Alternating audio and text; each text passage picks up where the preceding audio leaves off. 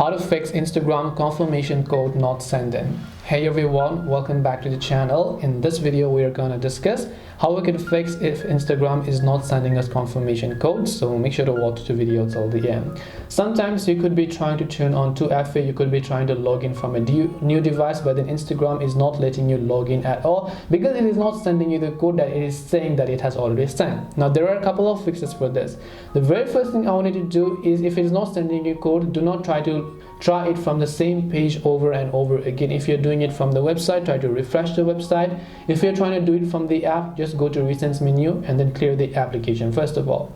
After that, what I want you to do is long press the Instagram app icon, tap the I button here, and then just make sure to go to the storage tab and then make sure to clear the data of the Instagram application.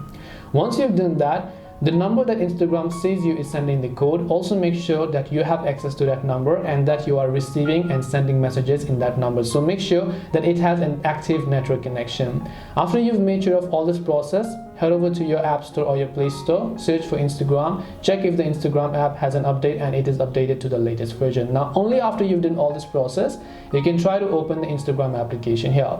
Once you open the Instagram application, if you have turned on two-factor authentication and that you are logging in from a relatively new device, Instagram will ask you to confirm the code that is sending you, and in that way you should be able to definitely fix the problem. So you can just tap the login option, and right here you can see I have been successfully logged in. So sometimes it could not be your SIM card fault, sometimes it could also be the Instagram application fault, or one way or other. Hope this video was helpful. If you have any questions, then feel free to leave them down. Thank you very much for watching till the end, and see you soon in the next video.